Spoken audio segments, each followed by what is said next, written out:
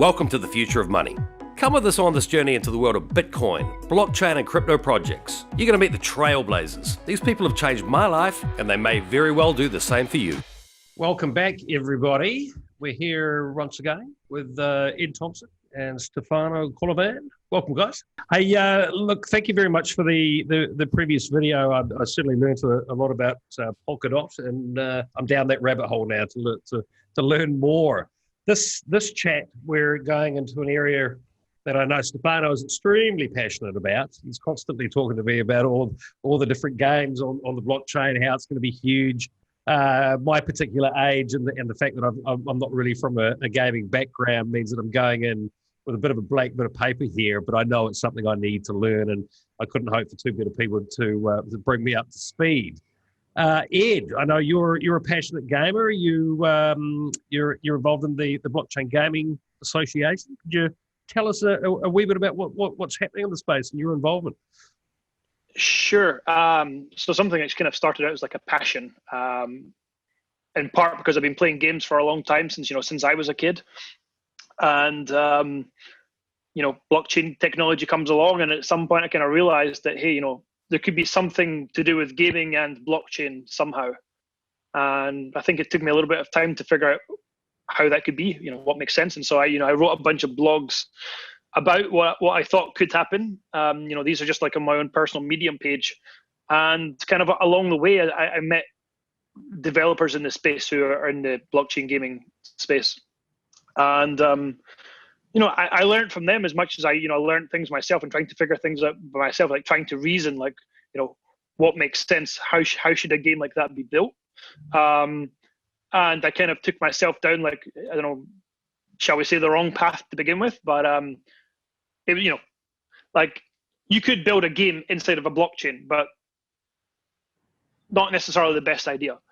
But the principle of building a decentralized game where you have in principle a game which is like a decentralized network or is running on top of a decentralized network, such that it's like Bitcoin or it's like BitTorrent where it's hard to take it down. I think that's quite cool. And I think it also means that, at least as I see it, like there should be more power for like the users. They have more control over, say, like their assets. This is something people call true ownership. That to me speaks to me as a gamer, having played so many MMOs and kind of having lost like items or accounts or whatever else because of developers like just taking it away from us. For one reason or another, developer might shut the server or they might prevent trading of items. So a whole bunch of reasons as to why MMOs are, on the one hand, annoying. Is I still like them. I still think it's worth playing centralized games, centralized MMOs. That's all fine. It's just that there's some kind of really annoying pain points that I would like to see fixed in MMOs going forward, being a massively online game. And I think blockchain technology gives us this chance to build a decentralized MMO, such that we could remove a lot of these pain points. What is this? Massively multiplayer game. Massively multiplayer online is the MMO part, and often we just say game, because we're talking about games. So an MMO game. Some people say MMOG or whatever. Like it doesn't really matter. Like an MMO. So something like what's an MMO? Okay, something like World of Warcraft or RuneScape or what was EverQuest back in the day, Ultima Online. We've had so many, Star Wars, Star Wars Galaxy, Star Wars The Old Republic, etc. There's a whole bunch that people I'm sure are familiar with. Certainly, probably World of Warcraft being the most popular. The people watching this are going, why the hell is this guy hosting these two? They clearly know a lot about it. He doesn't have a clue. So I mean, on that note, what's something that sort of got your attention that maybe people should look at? And someone like myself, what's out there that I could sort of wrap my head around quite easily to understand what's happening in the decentralized gaming space. Yeah, so let me answer a little bit of the last question to come back to this one. Is that so? One thing that I did in reaching out to different developers in this space is we decided to create something which is like an association at the moment. It's not like a real association. There's no legal body, but we call it the Decentralized Gaming Association. And at the moment, it's kind of like a group of mates in a Discord channel, and we just chat about decentralized gaming. And we're pretty hardcore in that. We're working on a website. That website will be out soon. It might be like another month or so until it's ready. I don't want to share the link for that just yet, but happy to share it either in a future chat, or you can add it to like the YouTube text later. We have a Discord. Your Twitter link is below, so people can just get in touch with you. Yeah, when the time's right. cool. And then I'll be posting it with like let's say a month. And then there's a Discord channel where people can come and talk in our Discord chat. It will be open to the public at some point. So we as like a group of like decentralized gaming nerds, we're pretty hardcore on the decentralized aspect and really pushing this idea that you have a network which is like Bitcoin or Ethereum or BitTorrent or something which is hard to take down. And we differentiate ourselves from other like blockchain gaming groups, which, you know, there are other ones, are good ones like the BGA Blockchain Game Alliance. They are a good group of guys, but their focus is a little bit different from ours. We're super focused on the decentralized part. Now, I say that because whenever I think of like the problems with current MMOs, in my head and in like the heads of my friends here, you know, the developers in this channel, we think you have to go fully decentralized in order to really solve these problems. Now, what might capture your imagination or like that, or the imagination of your viewers? Some of you may have heard of a guy called John Never Die Jacobs. And if you Google him, you can find that he has bought like the most expensive gaming asset ever. And is it a single asset? Maybe it's not. Maybe it's like multiple assets. Basically, he bought an asteroid in a computer game called, my memory just hits me at the wrong point. Project Calypso, I think is what it's called. I never played it, but I've read the article so many times now that my memory shouldn't fail me. Project Calypso, he went and he bought an asteroid in there, and the devs, you know, let him buy this and kind of give him a lot of power to develop something inside this online game.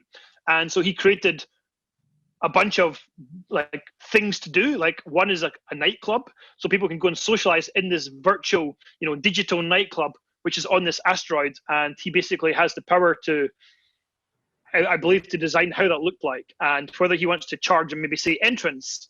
So he's running something which is like a business inside of a computer game where, you know, he can decide like what should the entrance fee be, or, you know, what sort of music should be played, or how should this look. Now that's a lot of like creative power that people can have, and I think that is a small thing is appealing. Now the reason I mentioned him and the reason I mentioned that he bought this most expensive asset is that it was $636,000 for a gaming asset, and he took out a mortgage in order to do this. And by his reckoning, he said he wasn't particularly rich. He was, I think he's an English guy and he's an actor of some sort. I don't know what he's been in, but at some point, he's playing this game and he decided to take out a mortgage in order to fund this. Wow. Which to me is pretty ballsy. I mean, that's pretty pretty wild to take out a huge mortgage. People that want, you can actually become a full-time gamer and make a living. I mean, a lot of money. Yeah, which sort of titles should people be looking at, and with that in mind? I mean, I'm not the guy. I don't really know this part. I mean, when I played games, I didn't exactly play it for money, but if there was a chance to make money, that would be great. Which is kind of one of the motivations. This kind of play to earn. People might want to play something like Fortnite, which is super popular, and people maybe can make like thousands or maybe even millions of dollars. I mean, obviously you have this guy in the US called Ninja. Not really my sort of personality, but obviously a lot of people like him. He has millions of viewers, and he gets like millions of dollars either in a sponsorship or whatever from playing Fortnite. People like him, people watch him, and people find them amusing or entertaining, or whatever. So like someone could be like a YouTuber or like a streamer, like on Twitch, and make money from people donating to them or people like sponsoring them. That's like one like aspect in that. In some ways, like yeah, you can do that in centralized or decentralized. It doesn't really matter. That's kind of like a separate tangent. Now you can have like gaming guilds, like esports guilds where they play games like, I don't know, like League of Legends or whatever, and you can play competitively and you can get like a big prize pot of money. And you can win a lot of money from being like the elite top gaming guild in one of these games. That kind of takes us away like that's all possible in this new decentralized world. But coming back to this guy, John Jacobs, he bought this asset or group of assets for like more than $500,000, but it's on like a centralized server. So if the developer decides to shut that server in the future, just pull the plug. What happens to his $500,000? Does he just lose that? Can he sue them to get the money back? I mean, I don't know. He probably could sue them, but then like to go to court and have all this like hassle and all this rigmarole to get your money back, and maybe he can't even get the money back. It's like, hey, you played the game and you got some enjoyment out of it, so you don't get all of your money. These kind of like problems where you have to go to like a real world court to solve a real world like contract issue, and to me that just sounds like a pain in the ass. Like, and if I'm going to sell a sword at like $10, I'm sure as hell not going to go to a court to get like my $10 back.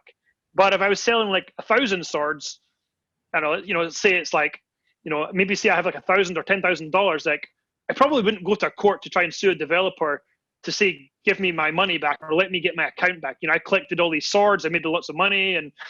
But then if you read the EULA, the end user agreement for a lot of these games is like trading is forbidden. So you're not allowed to trade the swords that you collect or the iron ore that you collect in these games. So like all of this time and effort that you spend in this game, it's kind of like you don't get the real reward. Like you get like something, you get like a digital reward, like you get the iron ore or the sword, but they're not really yours. They actually really belong to the developer. And so you don't have the ability to sell them, and they can like ban your account. They can block it, they can delete things from your account because they have all of this power as decentralized authority. They are God. They set like the rate of, they set like the monetary policy. They set like the parameters for like how quickly swords can spawn or how quickly iron ore can spawn. Now, sure, these games are fun and that's fine and that's great. But if I was going to spend $500,000 on a computer game, I would bloody well want it to be my item. This is my sword. I spent $500,000 on a sword, which sounds crazy, but I wouldn't want someone else to take that away from me. Now, if you imagine that you're holding $500,000 in Bitcoin, I know that's your $500,000 in Bitcoin. Like I can't take that. I would have to get your private key somehow in order to get your Bitcoin. But there's no way for me, even as like a Bitcoin developer, just to take that money, just to like, I'm going to just like change the code and all of a sudden I can steal your sword. Like, no, that's not possible with decentralized gaming. Right. Fully decentralized gaming means that all of the assets, all of the items are like on chain somewhere, and they belong to the person who has a private key, and the developers have no power to take it away. And to me, that is really like a really powerful statement. That's like this notion of true ownership. And this is one that a lot of people talk about, and they talk a lot about like NFTs. But for me, the NFTs don't quite give the true ownership. You might truly own the token, but if the token is not like connected to an asset, then what do you have? You have like some like, integer that sits on Ethereum, but it's kind of meaningless if you can just trade this integer without actually having the sword that it's connected to. Because if the sword is on a centralized server and someone shuts off the server, then all you've got is a token, which is like a random string of numbers, which doesn't mean anything. You need to have this sword, which is also decentralized, such that the two sit together, that when you trade the token, that the sword comes with it. So yeah, that's something I've been learning rapidly about lately. Stefano's been a great help on that front. Stefano, do you have any comments at this point? Yeah, just one thing, because I googled that to kind of like making that to even more important on the point of what Edward is mentioning. So we're in the game Entropia, and the 635,000 is the second most expensive items, and that was done for the club Never Die, according to successstory.com. Well, the most expensive one, which is the planet Calypso, it got sold for a value, and this is not a joke, again, successstory.com, around $6 million. Holy shit! Okay, that's more than I got my stories mixed up. But hey, you got the second. You got the value of the second, but all the story of the first, basically. But yeah, like if we think about that, like let's say that you put an investment of $6 million and you lose it because a guy shut down and so on. Like we see stuff like that in startups all the time. You invest in a startup, the founding team for whatever reason stop working or does something wrong, and et cetera, et cetera. The investors are gonna sue. Like for 6 million, you are 100% gonna sue. No Absolutely. So yeah, well, the point of that, like the only thing that I have on a question on that before like kind of like expanding on like the play to earn and all of those things on the last part that you mentioned, like on the NFT plus actually the item per se, that I still think like it's a little bit challenging on that, simply because like it's true, I agree with you on that. You obviously want to be able to use the item in the game, otherwise it's just a token and with no real use at that point. But aren't like a lot of the games, because they're like so resources intense, that like they still need to run on like multiple centralized server? So isn't like kind of the same thing that even if you have like a decentralized game where you have like the NFTs that are like properly being used in a decentralized way, isn't like the game developers still allowed to, like, it's true they cannot take away your NFT, but like they can still plug off the game at one point and be like, okay, you still have your NFTs and everything, but you don't play with that anymore. Yeah. So a lot of the NFT games are centralized, like fully centralized. So yeah, they could do that, but it's not the way that it has to be.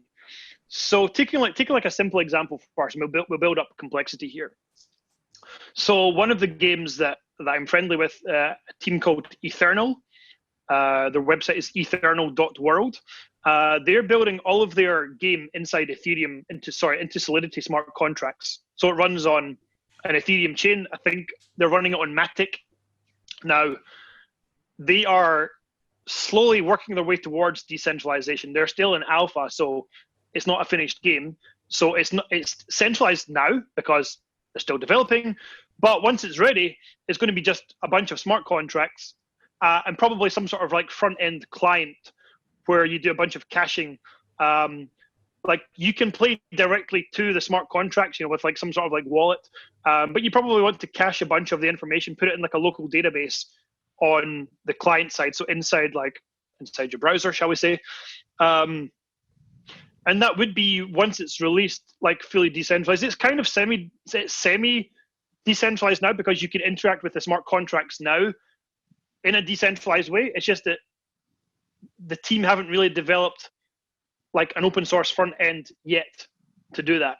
Like all of this extra caching stuff, which is like good quality of life, like, better user experience, that's still being worked on. So you can have a game which is purely like written in Solidity contracts, which is fully decentralized and doesn't require like people to connect to a centralized server. They would download the game client, so like the user interface, they would download that from GitHub. Let's say they compile it, or maybe it's an exe, whatever. They can run that locally on their own computer, and that that game client will connect to Ethereum. It's not connecting to some centralized server. So it's like you can't turn off Ethereum, so it is decentralized. Now you might say, okay, like, what if there's some sort of like hybrid where there's some like you can have like a development team who create a centralized server which provides like some sort of like they provide a service, let's say for like low powered devices, let's say for like iPads, or for like for phones. You might not want to run like a full node on your phone, but you still want to play the game. And so there should still be an option for like mobile gamers to connect to a fully decentralized game. So they need to connect a node somewhere, and perhaps they want to connect to a node being run by a developer. Now, you could say that is somewhat centralized because you're depending upon the developer, but the developer is really just running like an Ethereum node. It's just that they host it on, like, I don't know, say it's AWS or DigitalOcean or whatever, and that's like it's like a improved user experience that someone might pay like a monthly subscription for. But the game itself is still decentralized. It's just that particular mobile gamer is playing it in a more centralized way. But fundamentally, the developer shouldn't have any more power. Of course, like, it always depends, like, how does the developer create the game? Like, do they create it with full decentralization in mind or with partial decentralization in mind? And if it's only partial decentralization in mind, then they might put in these like roadblocks where you have to go through a centralized server before being able to play. Like, they have some sort of like bottleneck where they can kind of like, I don't know, they can do something basically to, maybe it's like a whitelist of players, like, you know, we're going to block certain players or whatever. I'm not saying there's not good reasons for that, but there might be that developers just don't want to go fully decentralized. And then, yeah, of course, if it's not fully decentralized, then of course they can like block you. Maybe they can take items or whatever. So you can get, there's like a spectrum of like fully centralized to fully decentralized and different points in between. Now, creating a game inside Solidity is not necessarily the way to do it. As we know, the gas fees, as we talked about in the previous video, are going up. So that's a problem for many DApp development teams, and that's also a problem for game development teams. So many are looking, say, at Matic, as a which is an L2 chain to Ethereum, rather than looking at Ethereum, and that's going to save them a lot in costs. But as much as that approach works and that approach is fine, there is like another way entirely of doing decentralized gaming. And that's the way, I guess, it's being pioneered by the team at Zaya, and they have their own chain. It's not Ethereum; it's essentially a fork of Namecoin, and their chain is super simple. You don't do any computation on the chain; all the computation is off chain. And what you do is you use the chain as a ledger. It's like, moving me from A1 to B1. You move your unit from A1 to B1, and that's like a move, which you wrap in some sort of like JSON and push that on chain and say, okay, here's my move, which is encoded as like some piece of JSON data that you throw on chain, and say, okay, here's Ed, signed with my private key, A1 to B1, or it could be A1 to C1 or C1 to D2 or whatever. And so people can look at the chain and say, okay, here's a bunch of moves by this player, which have all been signed, which you can check.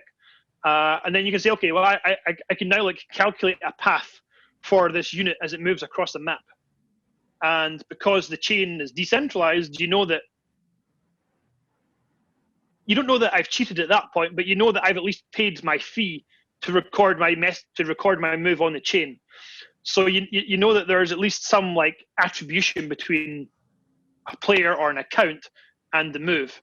Now, what you do need is some sort of game client, which, yeah, it's not going to be super light.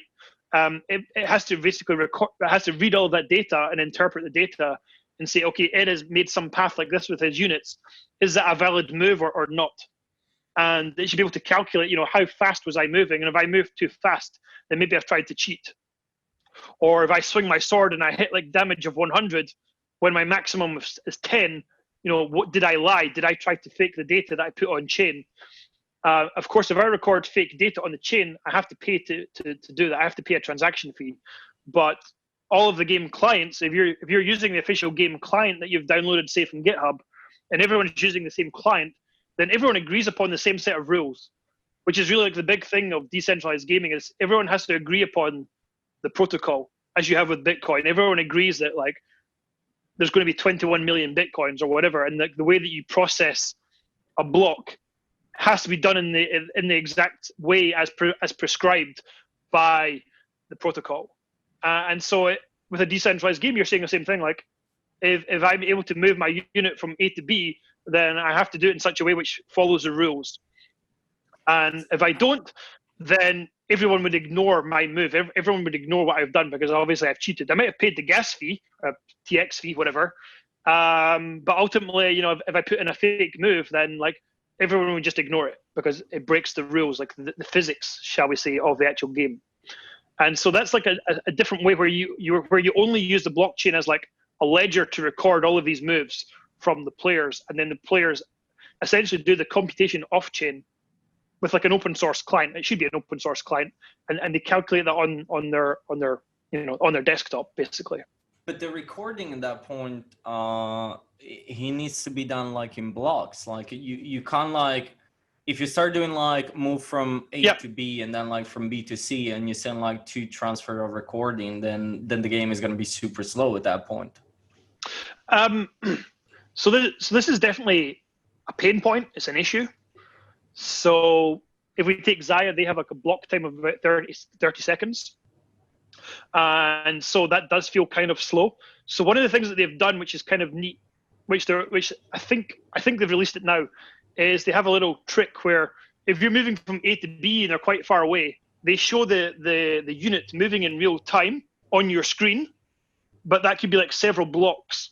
And so it might take like a minute to cross this whole line. Now, it might look slow, but at least you can see that your unit is moving and it looks like it's real time. It's just in the background, from the user's perspective, they don't see the block time. It's abstracted away.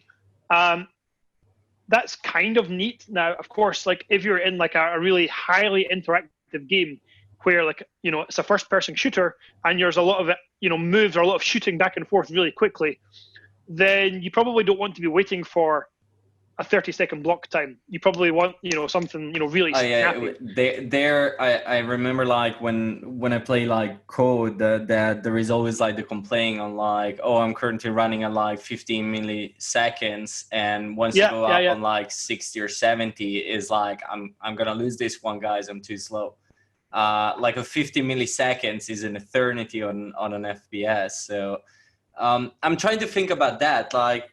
Because in theory, like maybe on an RTS, even like on a MMO, ideally there is like a way of like, you know, 30 seconds is still a lot, but even if you bring that like down a little bit, it might still work because an attack is normally still like within a second type of frame. How do you bring that to a milliseconds point of? So like, that's a good question. So we have teams like Ethereal and another one called Dungeon Protocol, which is the two of them are quite similar games. They're really, really cool. They're on Matic, so it's like 6 seconds, and it is like okay, but obviously you notice 6 seconds. You notice that it's not like super like fast. They've also played some tricks in the UI where like your character moves from like one point to another, and shall we say a room is like, you know, if you imagine a room is not quite 6 seconds in size, but obviously it takes some amount of time to run across the room. And so they try to hide some of the block time in the time it takes to run across the room. So you don't always notice the block time, but then as soon as you start fighting, then there's a bit of slowness. Now, while 6 seconds is better than 30, and maybe someone can push it even faster, it's not, as you say, like milliseconds. So there's a couple of things that can be done there. One, which I know the Zaya team are working on, is they call it game channels. It's like state channels, basically. It's the same technology. And there they think they can push to real time. Now, there's some caveats. So with a game channel or a state channel, you have like one player versus another. Or you have one team versus another team, like 3 versus 3 or 5 versus 5. It's difficult to scale that up to being like, say, like 100 versus 100, but you could maybe do like a League of Legends kind of like, you know, maybe it's 10 versus 10. Maybe you can push to 30 versus 30 or something. And a lot of the computation is basically off chain. You only kind of record like who was the winner, or maybe there's some checkpointing along the way. I don't recall all of the details offhand, but basically because it's like an adversarial setup, there's kind of like a way to prove if someone was trying to cheat. Of course, you can say, okay, what was like the physics? Like, did someone try to do something too fast, and so they're trying to cheat in terms of physics? Then, of course, those moves should be ignored. Of course, or if someone tries to declare that they're a winner, there should be some logic where you can say, okay, who was the winner? You put up some deposit into the channel, saying, okay, you know, I put down 10 coins or whatever. And if you cheat, then you might lose your 10 coins. And so there'll be like obviously like some sort of like, you know, someone who declares they're the winner. There can be some sort of challenge period, and you would say, okay, why should I trust that you were the winner? You know, give me like your game log to show what you did. And you say, okay, here's all the actions that we did, and here you can prove that my team won or whatever. So that at least lets you play the game in real time. The checking might be sort of like in a batch, and that the checking of all the moves might not be real time, which I think is kind of like a reasonable like. I think it's pretty reasonable. I think it's kind of like, if no one challenges, then there is no like batch to, there's no like batch time where people have to wait to check out what the result is. People are like, yeah, we lost. Okay, right, great. The payments are made. Like this team won, that team lost. Here's the winnings. You played in real time because you're just playing peer to peer. You're not playing on chain. The only part that goes on chain is like to say, we were the winner or we were the loser. And maybe I would need to check with the guys whether they record their moves on chain. I think with game channels, a lot of it isn't, but I would need to check. I don't remember the details. Another team who are working on something kind of similar but different is a team called Cartesi. They're trying to basically replicate Linux on the blockchain. Now, as crazy as that might sound, they're basically saying they have a deterministic flavor of Linux where you can obviously do some sort of arbitrary computation, as long as you can do that in a deterministic way, such that each person who runs a computation gets to the exact same answer. Then you can kind of do whatever you want. You could have like a file system or something really complicated. And they have basically, their computation model is that you would perform some actions and then you'd send the log of your actions, maybe you zip it up or whatever, and record that on chain.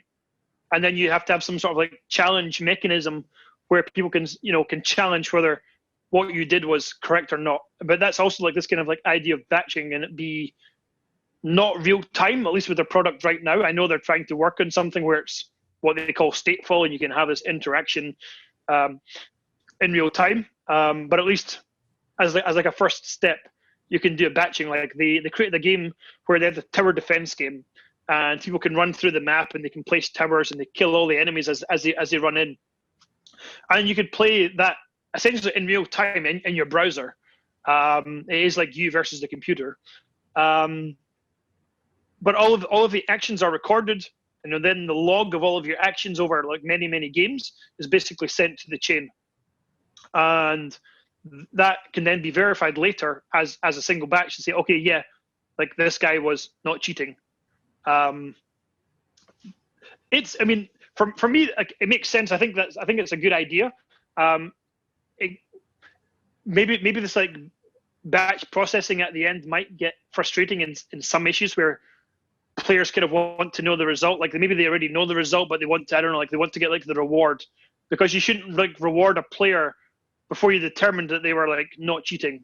So there is obviously like some like teething issues in there, and I think getting down to like these like milliseconds sort of like times with gaming, especially with decentralized gaming, is one of the bigger challenges. And we're seeing like areas where it can be done with like game channels. Where that gets obviously difficult is things like an MMO, where you have like this open world and maybe you have like thousands of players at the same time, and you want something maybe not like 15 milliseconds, but you probably want like 500 milliseconds, or like half a second. So you want like this interaction between players to be pretty quick, and you want to know, and you want to get like the resolution pretty quickly. And that is not quite a solved problem. Maybe there's something cool that you can do with having like instances where the instances are themselves like a game channel. But I think some of that is still to be like. I think some of it's still to be solved. There's probably something in like you probably have to do something off chain, something in a P2P kind of manner, because I don't think your block time is ever going to be like as fast as half a millisecond, as fast as half a second. I'm not sure that's. One, I'm not sure it's realistic, and the more that I think on it, the more I'm thinking that that's maybe not even like a sensible target. You probably want like a fast block time, but you can probably do some tricks with like the UI to basically hide the fact that the block time is say like 6 seconds. There's probably something you can do, like because players, of course, like an FPS, of course you want to be fast, but in a lot of games, like there's probably like a way that you could batch even like 4 or 5 actions together and put that into a single block, which will give you this kind of feeling that you're playing something real time. It's fascinating for me to listen to this As we discussed previously, we've got a bit of crossover in our backgrounds, with your experience with Cisco and so forth. I was, heavily involved in the build out of the internet back in the mid '90s. And listening to this conversation, you're really talking about sort of data throughput here, the limitations of blockchains and gaming. I sort of see how this is all coming together. It'd be great to sort of get your thoughts on a timeline where maybe all of this could one day be on chain with what you're discussing here. Yeah. Dad, Sean, because it's gonna be like in 60,000 years at this point. I think we're far away, but Edward obviously knows that better. I think we're closer than we realize. Someone asked me this in a podcast, and I don't remember what I said there. I think I said something like 3 to 5 years. I'm much more optimistic, in part because I know what the Zaya guys are doing. They have an open world MMO already called Tutorion, which the block time is 30 seconds, and you can kind of hide things. It's an RTS game, so maybe you don't need like ultra high quick speed. But I also know that they're working on game channel stuff, so they have at least one simple game, which is Battleships, which sure, that's not like ultra fast, but I know that the team have talked about in semi-private, semi-public conversation about creating like a League of Legends type of game. I don't think they've started, but I know they've talked about it. In part because they've been thinking about real-time gaming in game channels. So I know they are working on real-time gaming as a thing, and I know they have an open world that they've created as two separate games, two separate technologies. Of course, there's overlap. So I know they're working on that now, and I know there's probably a way that you can combine that together to get something which is reasonable enough. It's maybe not going to be like World of Warcraft in 5 years, although I think it's probably possible if there's enough funding. I think it would be possible. I think with what these guys are doing, something like a League of Legends within the next 2 or 3 years is definitely possible. Maybe World of Warcraft, if the funding follows and there's a team that's dedicated to build it, then for sure it can get done. It's kind of like Polkadot. Whenever Polkadot got started, it may have seemed like an impossible task because it was so complicated, and yet it got built. So if there's no funding and if there's no teams that take on the challenge, then it's going to be 1,000 years. But I would like to think that there are teams who want to take on that challenge and get it done. And maybe there is something like a World of Warcraft, but it's not quite the same kind of level of quality that you get from a World of Warcraft, but we're close. So I think it's a case of the bedrock, the fundamentals of the technology is already here. It just kind of requires a team to kind of come along and to bake it together, to have enough money to be dedicated for long enough to just to put it together and to build it. So I am optimistic, and I know there will be challenges, and I'm sure time will slip. But if someone got there, like in say like, I don't know, 6 years, 7 years, 10 years, that's still pretty reasonable. It's still a lot better than 1,000. Look, it's fascinating for me after coming from very much a Bitcoin maximalist period in my time in this space to really hear why decentralized gaming is a total use case, to understand how blockchain is coming into this gaming space after being told by so many people, especially the Bitcoin maximalists, that all these other use cases for blockchain are just complete and utter rubbish. So for me, it's fascinating to hear what you guys have to say on this. I think also, like part of at least with what the Zaya guys are doing, they're putting data onto the chain, but they're not doing all the computation on the chain. So their chain is more like Bitcoin. Essentially, it is a fork of Bitcoin at the end of the day.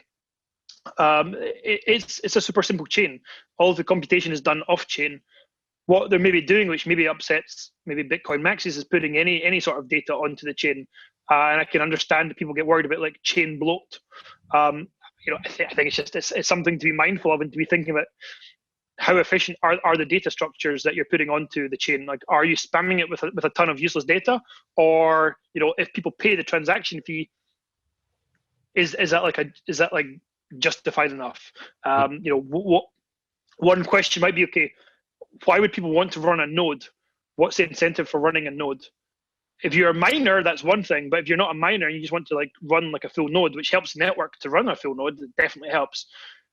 There isn't many options for incentivizing that, and in part because like incentivization mechanisms for running a full node, whether it's Bitcoin or Ethereum, they don't exist. And I think even if we talk like Polkadot or other like kind of like like top teams like Tezos or Cardano, I don't think none of them I don't think have actually solved like how do you incentivize like someone just running like a full node that's just holding the data. There's a little bit of chat in Polkadot, but there's certain roles that people could perform, like these fisherman roles to like you're kind of checking the health of the network, so there's not like a lot of computation that like is required with a validator or a miner, but you can have like a semi-low powered device that can do a little bit of checking and report on maybe bad data, and by doing that you're a little bit incentivized to run a full node. Like I know like Filecoin is coming along and they're trying to figure out this, but that's a particular use case. Maybe that's not quite right for gaming, or maybe that mechanism can't translate. I know there's some teams who are looking at things like some sort of decentralized VPN, where if you're like a node provider within the VPN, you can be paid money for being a node provider. And there's a bunch of others. Like maybe there is a way to do that in gaming too. I think that is, it is still an open problem within gaming for sure, a decentralized gaming. And I'll be honest, I don't think anyone's solved that, or I'm not even sure if anyone's working on that. But I think that would also be a good one. Like, you want people to run nodes, so then how do you get them to do that, as opposed to just pure altruism? I'm not sure. There's probably a way, but I think it needs a lot more thought. Okay, Stefano, comments? I think that like there is a lot to like unpack on all of this, in the sense of like, obviously for people that are like completely lost, the verification is important, because like the first use case in terms of gaming that I can think about that it's actually pretty popular in the space is obviously gambling, casinos and all of those stuff. When you can be 100% sure that you're placing a bet and that the result of winning or losing is actually validated and it's stored and it's secure, and you can see like that the algorithm is not cheating you, and so on. When there are money on the table, it's always like pretty essential. On the part of like the scalability part and all of those things, there is it's true, there is a lot in terms of like UX that you can do on that. I'm thinking, for example, like when you're playing a battle royale on something like Call of Duty, that at the end of the game you got like all the summary of basically like all the points where you kill someone, and it's kind of like all a visual to actually preparation for the next screen and next view. So what you could do on that is basically like, you will need a lot of RAM to collect all of that, but you could like store all the logs into your own machine, and then at the end of every single match, just push that on the blockchain, waiting for like those 6 seconds while you're watching the recap or like the highlights and everything. Yep. And you will just like have everything in place. It becomes challenging, obviously, on things like an open world game where you don't have those moments, or you have them obviously only in few time frame and etc. So at that point, what you could do is basically like pushing that on every single time that you're like talking to someone, starting a battle, taking a quest, or whatever thing. But it's doable. It's very true. You're basically like going on that hybrid model, where Yep.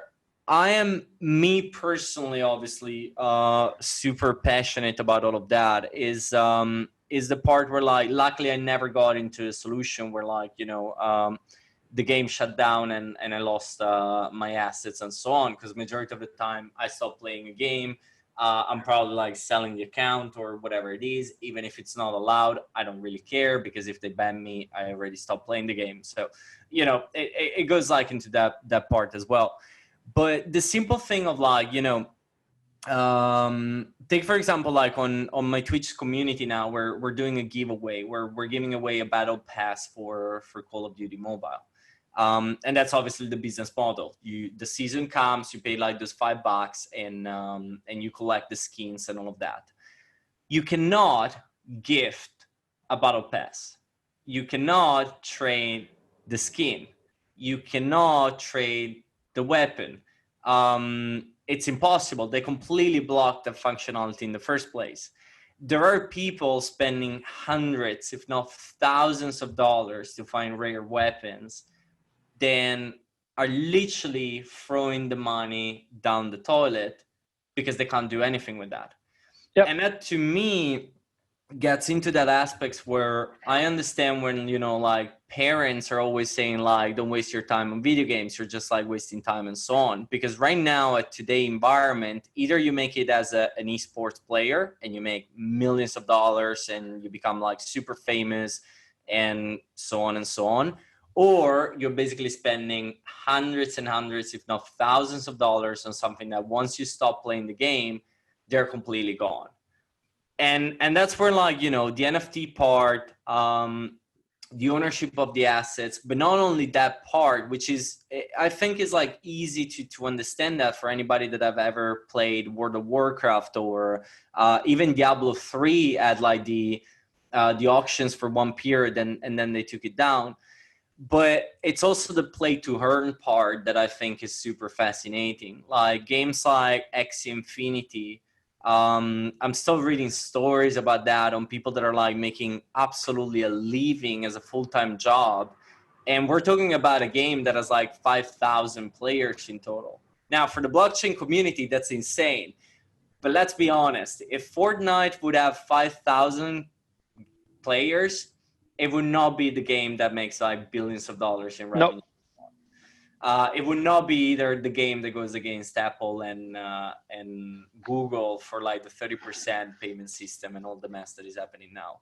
So, you know, the simple fact that like someone in Poland or someone in the Philippines is capable of like playing this game like a couple of hours per day and making a living, a full-time living out of that, to me, it's mind-blowing. It's enormous. This is X Infinity you're talking about? Yeah, in this specific case, yes, it's Axie because I play that daily as well, and I can confirm like it's true. I mean, me personally, I'm not good. I'm very, very bad. But you know, I'm still like by playing like the 40 minutes in the morning while having the coffee and reading the news, I still bring home like $4, $5, $6 a day, USD dollars. Now, obviously, we're all like from Western countries, and so it's a little bit different on like the minimum wage and so on. But let's remember that like in Southeast Asia, the average, forget Singapore, that is obviously like the not commonplace, but the average salary in Southeast Asia is $40 a month. Now, let's sit on this for a second because it's super important. You're playing a game, a play-to-earn game for 40 minutes, let's say an hour a day, and making $5 per playing that every day. And everybody else around you is bringing home on average $40 a month. Like, this is. I'm playing the game. I'm not going in the factory. That's the thing. Like, this is completely changing everything. It's insane. Obviously, like the good players. There is like this article from this Polish guy. He made $1,000 a month by playing the game, and $1,000 USD start being a quite minimum wage in a lot of countries. Yeah. So, you know, like, and it's a game. It's a simple thing that like, if I would have told like my parents, like when I was younger and I was spending time on Guild Wars, you know, the thousands of hours over there. And now I can tell them like, I'm actually having a living out of that.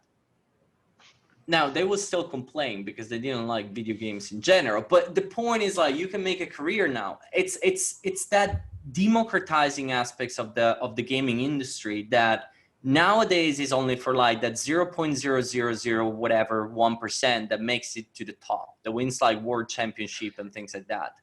While blockchain gaming, play to earn, NFTs, like all of those things, bring in gaming as a job to anybody. And it's insane. It's super fascinating. Like I cannot find anybody that doesn't love something like that, because it's amazing, and it's this technology that is bringing this in the first place. I haven't met anyone that's as passionate about it as you, Stefano. So it's great to meet Ed. I can see how you guys are friends now. Yeah, true. So yeah, I agree with you guys just think there's going to be an explosion in this space, obviously. There is still that problem. Or is it a slow burning ember at the moment? Where are we at? I think that is still the same problem what we were discussing on the previous video about like the porties and UX and integration. And I give you an example for that. So there are tons of projects now that are like around the gaming industry that are popping up. Like you can have like streaming solutions like DLive where you can go and watch people playing games. I read yesterday of like this company, I don't remember the name, but they're doing something similar to BAT, the Brave browser, with a difference that is targeting actually videos. So when you're watching a streamer, you're actually getting your advertisement exactly on the Brave browser, and you're receiving some of the tokens. You got Theta, which is obviously like done for the streaming directly. You got games like Axie Infinity, more complicated structures like Decentraland, where you can have like the piece of land and building something on top, and people can pay to actually execute activities over there. You got like new games and like different genre that are coming up, and Edward knows that I'm like waiting a lot for like the beta, the multiplayer beta release on Light Night, sorry, which is basically like a Fortnite where you're shooting people, and obviously the skin are tradable and so on. But the funny thing on that is like when you're killing someone, you're stealing the loot. And what you steal are Satoshis, real Satoshis. So, you know, it's another like model of play to earn. So there is a lot that is popping up. Unfortunately, it's still difficult to enter something like that. You know, let's take the example of Axie. That again, like you make those $5 per day by playing the game, blah, blah, blah, and so on. However, here's how you need to do to start the game. And that explains exactly why there is such a big gap. You need a laptop and a MetaMask wallet. Then you need to go to their website. You need to purchase 3 axies, the little monsters, which means that you need to have ETH on your wallet up front. So if you never entered the space before, you need to figure out how to buy ETH. Once you've done all of that and you have your 3 cards, you need to download the game. And the game is like on Android, iOS, or your laptop and so on. But you still need to download the game. And then once you have downloaded the game, you synchronize the 2 things. Your monsters goes into the game, and then you can start playing the game.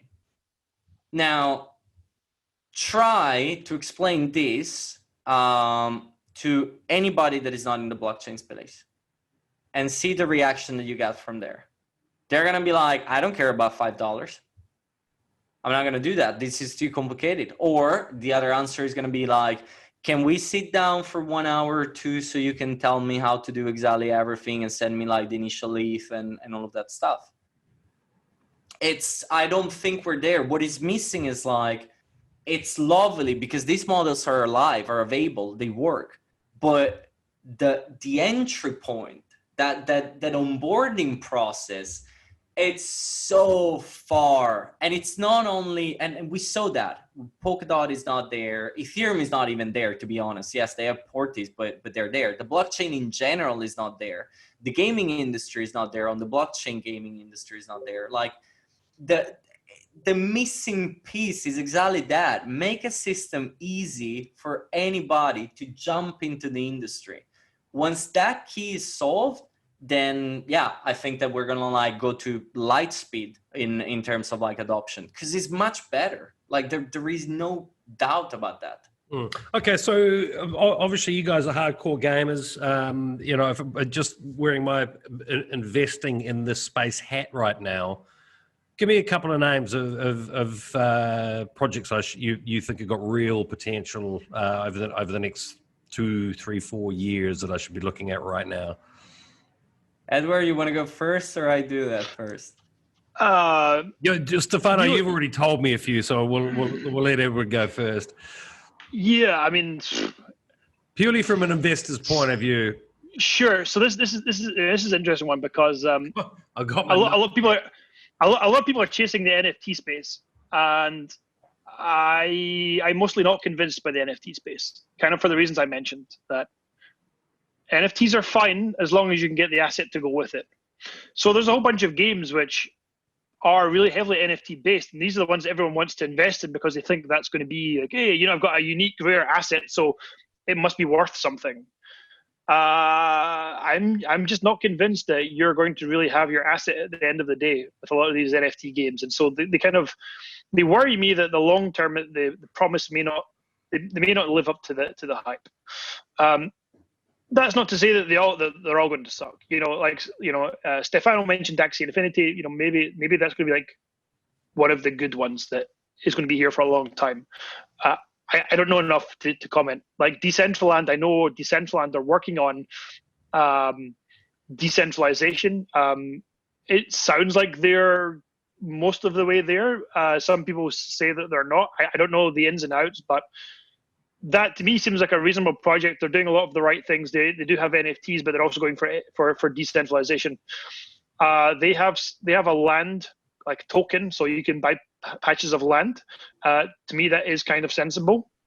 There is something in like this being able to use a gaming asset for something, and often things like land tends to be, valuable in games. If you can get like a really nice piece of land, which is in like a really like high traffic area where everyone passes, like that's sensible. So, but that I mean, just buying their token may not get you like the access to the investment like that you want. You probably have to go and find the right piece of land within the game. So just generically saying, yeah, this game might not give like people any real juice in their investments. So like, because they just buy the token and think it's going to go up. No, you have to go and find like the plot of land with the right kind of like fundamentals where your investment is really going to take off.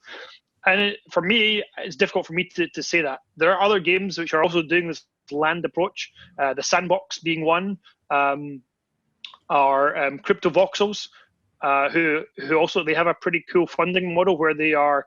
I don't know if they're going decentralized or not, but they had a nice way of the guy, the main developer, starting part-time and then kind of selling patches of land bit by bit in order to build up his funding pot and then go full-time.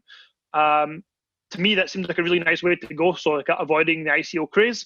And one of the guys that interviewed me in a different podcast, Andrew Steinwold, he's written this really great like investment thesis about crypto voxels. It is one of the most convincing pieces I've read about any sort of like any NFT game. So that's one that's worth checking out, is Andrew Steinwold's blog on crypto voxels. Now, people can probably go and figure out like, is there nice patches of land in those games that you can buy?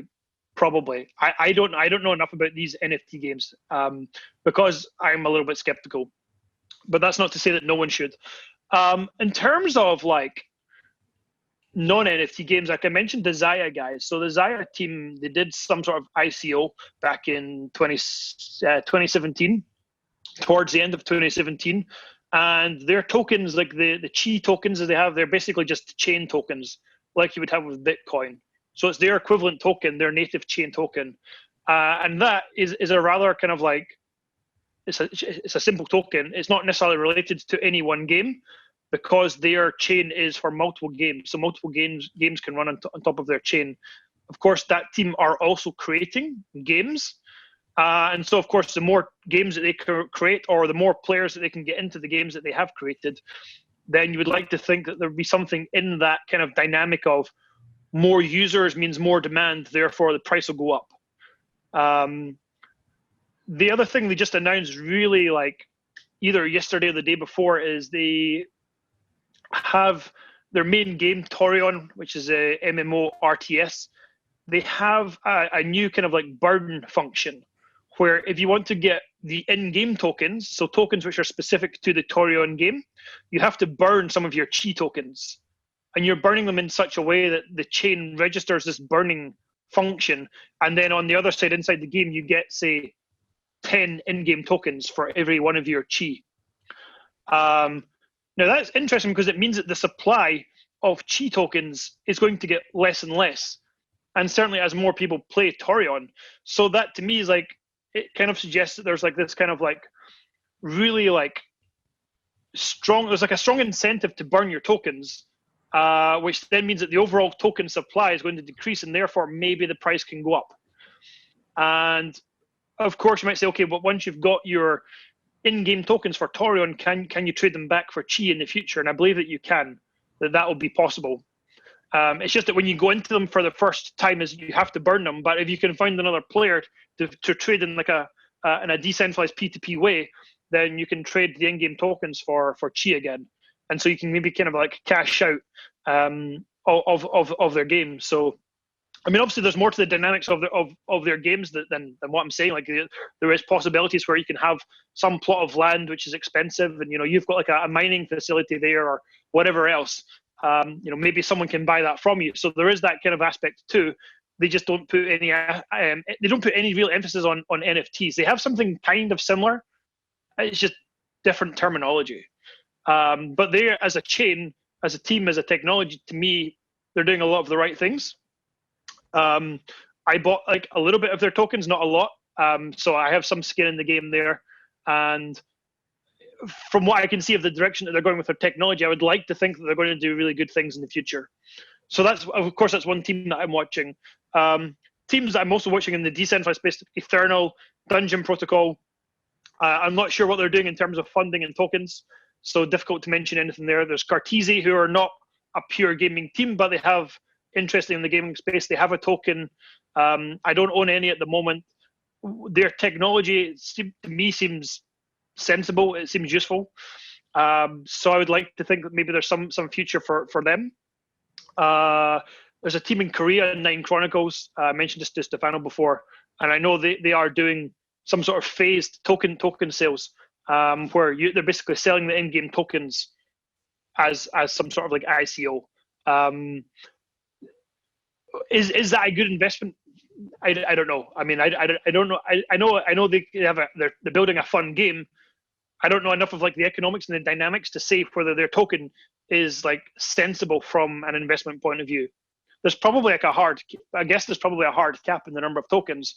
But even still, limited supply doesn't necessarily mean that it's a good investment.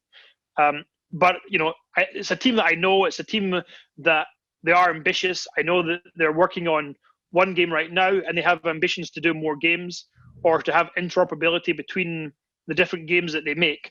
And so as a team, I feel like they're doing the right things, and perhaps owning some of their tokens is a way to get exposure to what they're doing. And I'd like to think that they would also get the economics right as well. So these are the teams I'm following mostly from a technology point of view. At least I know with Zai, I know that they have a token, and I know they have put quite a lot of thought into the economics. And so that's where I'm reasonably comfortable, at least talking about that team compared to the other teams where they're building cool games, but I don't know enough of the economics to say how their tokens are going to be. Okay. Good. Stefano? One thing on Nine Chronicles, because I entered the pre-sale because of Edward, so they better do good. Not financial advice, by the way, people. This is... Oh, no. Definitely not. Three dudes having a chat about... Definitely not, especially because like the pre-sale was like a month and a half ago, something like that. But yeah, I actually I read a bit more on like what they were doing, and I kind of like the concept that like it has a little bit of everything. It has like the open source code, it has the token, you can mine the token, it has NFTs on the skin and the weapon. You can actually mod the levels, which is something that majority of the times developers and owners of games don't really like. It has like a little bit of everything on that. Unfortunately, and if the team ever will watch this, I have a Mac. Release a version for Mac. I want to try the game. I cannot play, and I'm not gonna buy a Windows machine just for that. But except for that, X Infinity, definitely, yes. And I would like to spend a point on that simply because like when a lot of like things in Axie came out, it's very similar to like games like the most popular one probably in the blockchain space is Splinterland, which before what's called Steam Monsters, and it's basically like Magic, but just like on the Steam blockchain. Now it's on Hive, and basically like when Axie came out, it was the PvP. So like you have your little monsters with the cards and you fight against each others. Now, one of the things that Edward was mentioning was basically like that expansion, that ability of like using the single NFTs or the single thing in the game economy to other things as well. And Axie is expand on like PvE, so you got like a story mode. They're now going to launch land, and so on land you have like something similar to Pokemon. And it's all started with that monster, but you basically have already like 3 different modes of the game that you can do whatever you want with that at that point.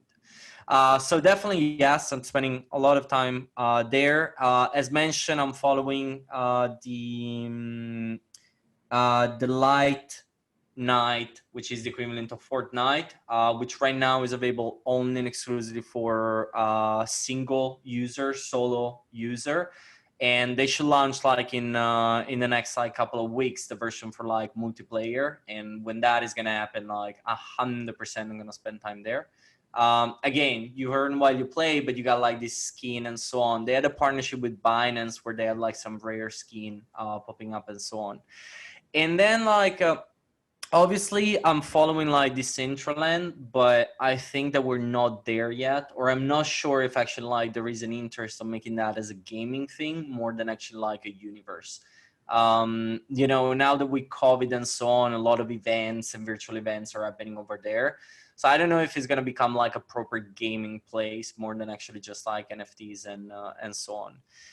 And then like what I'm doing is basically just like looking into like a lot of different things, but not entering, unfortunately. So things like war race or race war, sorry, is the opposite, where you have an NFT, you get a car, you get different NFTs for different parts of the car, and then you fight like in a battle royale against other players where you need to destroy each other's car. It's a little bit of like an action game type of thing, and the car, obviously, the more powerful it is, then you can sell it. What was it called? It's called Race War. Thank God there's cars. And so that's one that I've been looking at. Then there was another one, I don't remember the name, but it was done where like for football. So it's like Football Manager, but like every single player is an NFT.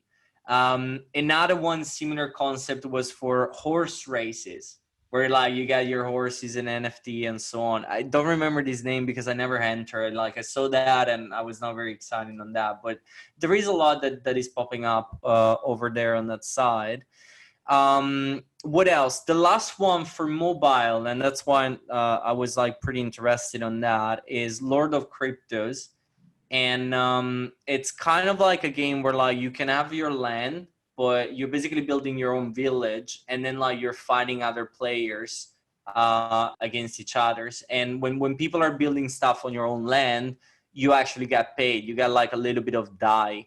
And that's nice because it's on mobile. Axie is on mobile as well. Like, you know, there is also that aspects to me that is very important. Everybody has a phone nowadays. Not everybody has a gaming laptop or a gaming computer. So the fact that like there is that development on mobile gaming with the crypto environment, that's where I'm actually very focused at the moment. Cool. We'll put links to all these projects mentioned below. Quite a few of them. Lots to go and research. Yeah, it's an industry that's really it's growing like crazy. There is like new things every day. It's insane. Excellent. Okay, guys, we've come up to an hour now on gaming. I hope those of you that didn't know too much about decentralized gaming have certainly learnt something. I know I have. Ed, any sort of closing comments? Yeah, you kind of catching me unawares here. I should really have something kind of witty and funny to say here, or something, really, which is grand in closing. But yeah, we're just going to sit here quietly until you say something. Yeah, unfortunately, I probably end up just rambling and saying too much about something unrelated. So, yeah, I think once I get this website up for the Decentralized Gaming Association, who do you want to hear from? I know you guys have got your association there. Obviously, we're going to put links below, but what sort of people do you want to get in touch with you? Yes, people who are builders, people who want to build decentralized games. If they want to go like this full decentralization route, then I think they should come and check us out. So once the link is in the bottom, so they'll be able to go to our webpage, be able to join our Discord and see some of the things that we're working on in the Discord now. In the Discord, it's more than just pub chat. We have actually done some problem solving. So we've had some really good, like, in-depth discussions on some of the things that, like Stefano mentioned, to do with scalability, with block times, with real time, with these barriers to user adoption. How do we decrease those barriers? Yep. So we've really done some really deep diving and problem solving, and I would love to have more enthusiastic people who want to tackle these problems, or who just want to be involved in those sort of conversations to see, like, what's the latest. Really, like, we're pretty heavy on the technology. It's not that, like, investment chat is forbidden, but we just don't put much time or emphasis on that. So. Yep.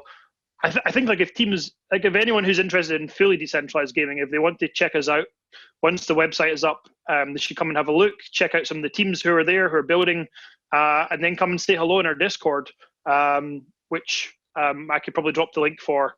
Actually, I could drop the link in actually once we've stopped recording. So perfect. Yeah. Okay. Yeah, absolutely. Going to be a lot of information below for everyone. Get in touch with Ed if that sounds like you. Stefano, who would you like to come and hang out with you in your kitchen? A chef. To be honest, don't want like blockchain people. Just like bring me a chef. So I don't know if the chef wants to cook or I can learn something. Are you not from like Italian descent? Yeah, no, I am 100% Italian. So yeah, I know. So you should be able to like 100% cook pasta, right? Yeah, but not only that. Come on, I'm not limited only to pasta. That as well. That's it. Done. Aren't they the new names of these the yield farming? We've moved on from yams. Oh yeah, we have spaghetti, shrimp, pasta, yam. Then I don't know. There's probably like many more. Good God. Hey, listen, guys, thanks so much for your time today. I've certainly learnt a lot. It's a fascinating space, and both very intelligent guys who are really at the forefront of so much of what's going on. So I really do appreciate your time massively. And links are below, so you can get in touch with Ed and Stefano. And we hope you've enjoyed, learned something and enjoyed watching this. And please put some comments below of this other topics in this particular space of the industry that you'd like to learn more about. And we'll do our best to cover that for you. So thanks once again, guys. Cool. We'll speak again soon. Thank you. Have a good one. Catch you later. Cheers. Bye.